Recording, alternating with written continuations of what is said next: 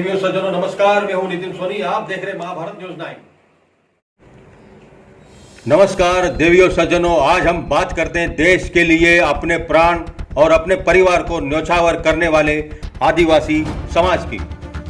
एक जानकारी के अनुसार संयुक्त राष्ट्र संघ ने 9 अगस्त 1982 को आदिवासियों के लिए हित में एक विशेष बैठक आयोजित की थी। तब से इस तारीख को विश्व आदिवासी दिवस के रूप में मनाया जाने लगा। पूरी दुनिया में 9 अगस्त को विश्व आदिवासी दिवस की बड़ी ही धूमधाम से मनाया जाता है। हालांकि कोरोना का संक्रमण के चलते बड़े सामाजिक आयोजन नहीं कर पा रहे। आपको बता दें कि भारतीय संविधान में आदिवासियों के लिए अनुसूचित जनजाति का पद का प्रयोग किया गया है।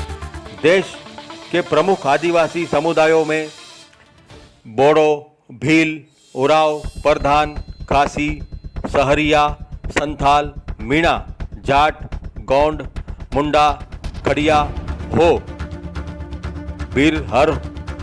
बिरहोर, पारधी, आंध, मल्हार, कोली, टाकणकार, टोकरे, कोली और महादेव कोली आदि शामिल है।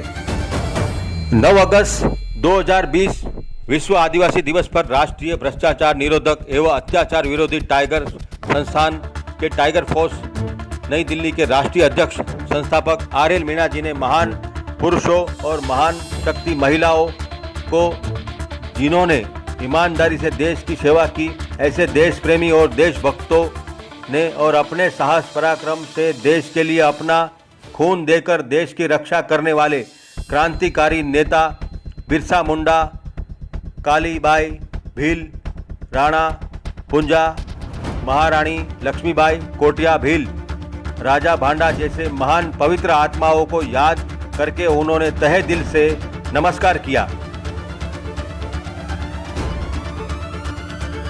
और मीणा जी ने प्रधानमंत्री नरेंद्र मोदी से निवेदन किया है कि देश के आदिवासियों के लिए जो बजट पास किया गया है और जो योजनाएं बनाई गई है उसे तुरंत ही लागू करें ताकि आदिवासियों का विकास हो सके।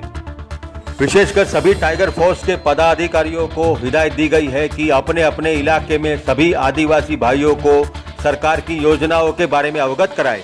और भारतवर्ष के सभी आदिवासी भाइयों को मीणा जी ने कहा है कि आप अपने बच्चे को शिक्षा के मंदिर तक पहुंचाएं और उन्हें शिक्षा दिलाएं, क्योंकि देश का विकास शिक्षा और शिक्षक पर निर्भर करता है। आइए सुनते टाइगर फोर्स के राष्ट्रीय संस्थापक आरएल मीणा जी ने क्या कहा। हमारे देश के 130 करोड़ बहनों भाइयों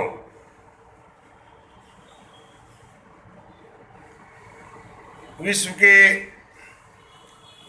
37 करोड़ 60 लाख आदिवासी भाइयों आज 9 अगस्त 2020 को विश्व आदिवासी दिवस के उपलक्ष्य में हमारे पूर्वज और क्रांतिकारी नेता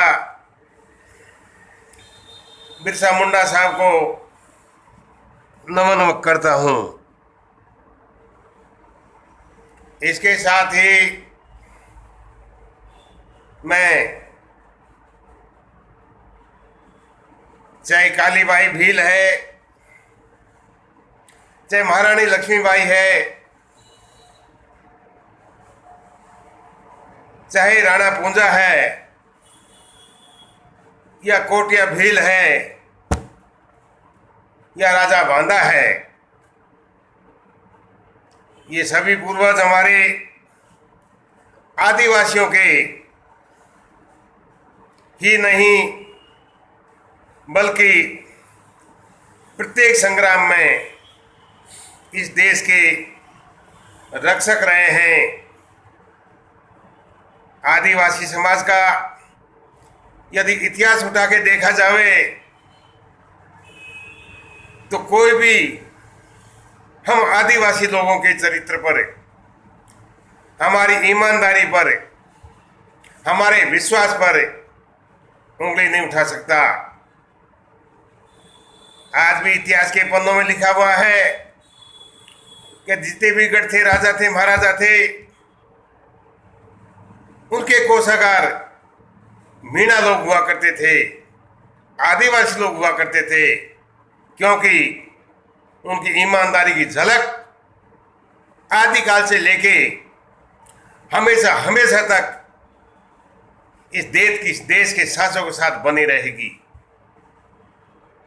मैं आज विश्व आदिवासी दिवस के उपलक्ष्य में हमारे देश के प्रधानमंत्री माननीय नरेंद्र मोदी साहब से national anti corruption tiger force की ओर से देश के 10 करोड़ 80 लाख आदिवासियों के लिए निवेदन करूंगा कि इनके कल्याण के लिए इस वर्ष 5,329 करोड़ रुपए का जो बजट आवंटित किया गया है, उसका यदि संबंधित लोगों द्वारा, संबंधित राज्य के मुलाजिमों द्वारा और संबंधित राज्य सरकारों द्वारा सदुपयोग करके ईमानदारी से आदिवासी के पास उस पैसे को पहुंचाया जाएगा, तभी जाकर के हमारा आदिवासी विश्व दिवस मनाना सार्थक होगा। प्यारे बहनों भाइयों, आदिवासियों ने हमेशा इस देश के लिए बलिदान किया है।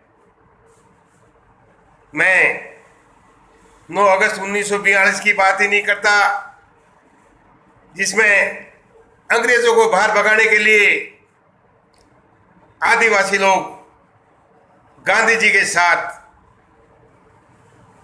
चल पड़े।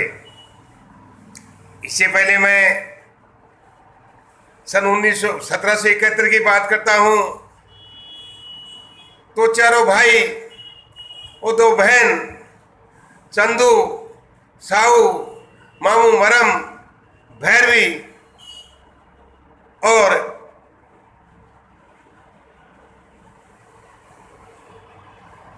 मानव ने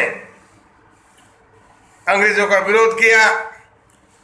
उस समय चंदू और शाह मुरम को अंग्रेजों ने सरेआम गोली छुड़ा दिया। इसके बाद जब मैं 1855 की बात करता हूं, तो 1855 में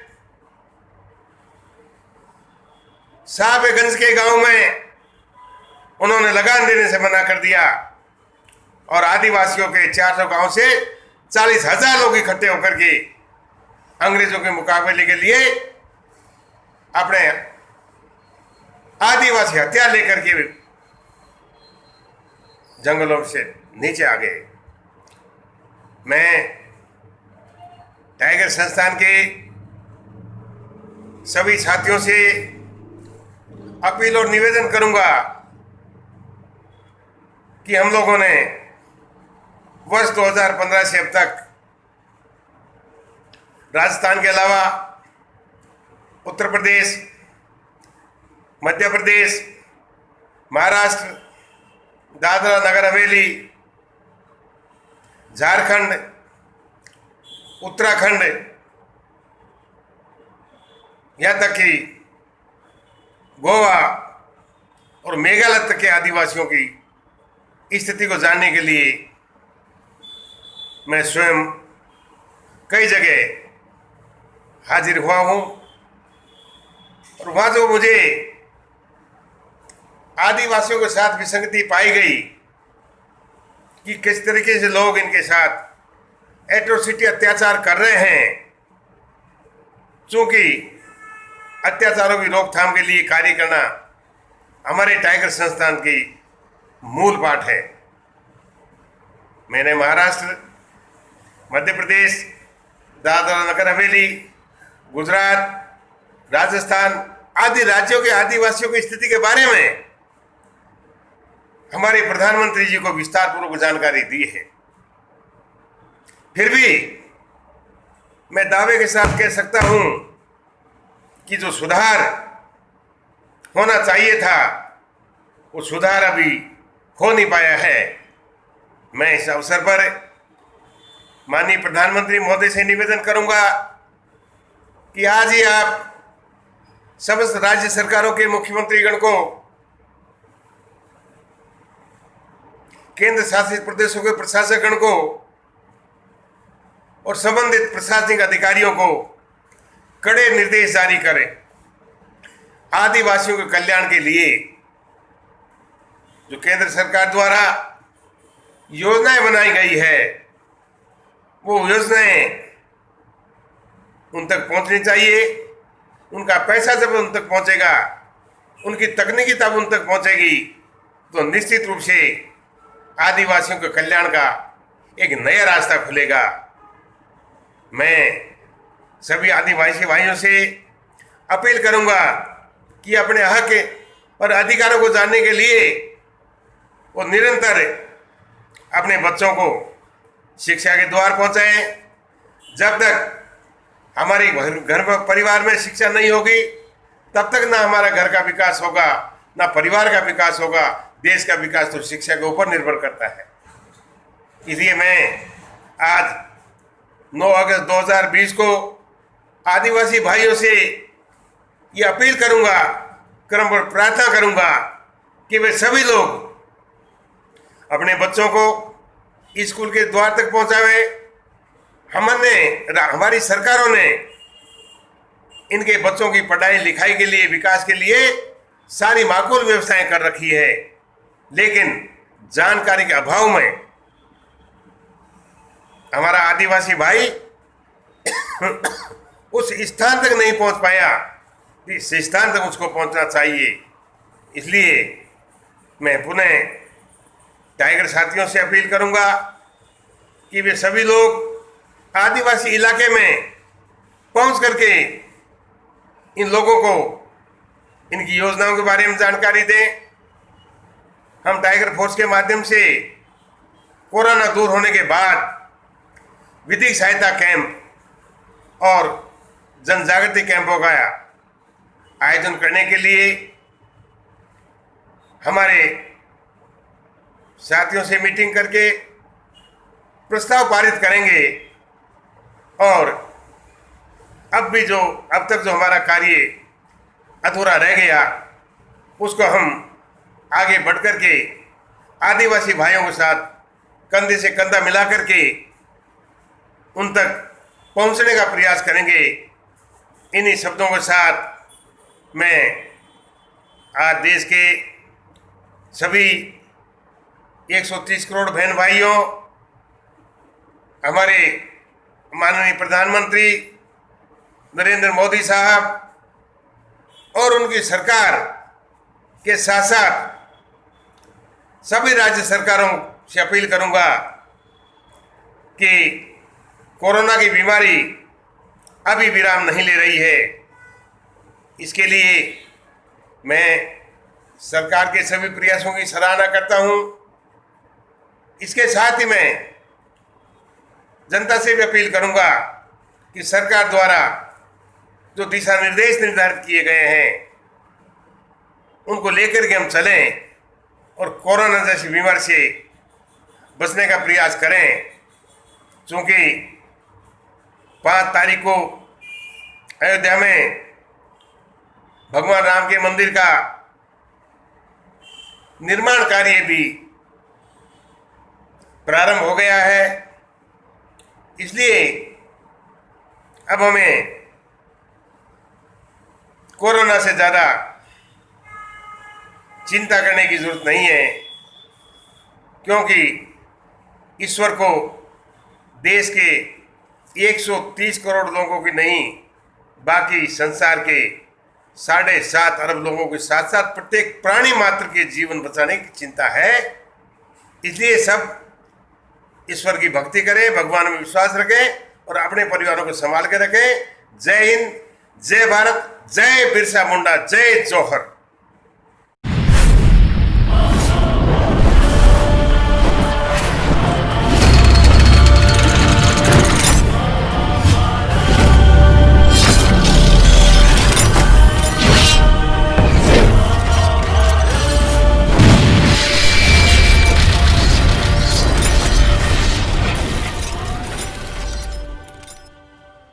अगर आप ये वीडियो YouTube पर देख रहे हैं तो हमारे चैनल को सब्सक्राइब करें और बेल आइकन को दबाना ना भूलें। अगर आप Facebook पर ये वीडियो देख रहे हैं तो हमारे पेज को लाइक करें।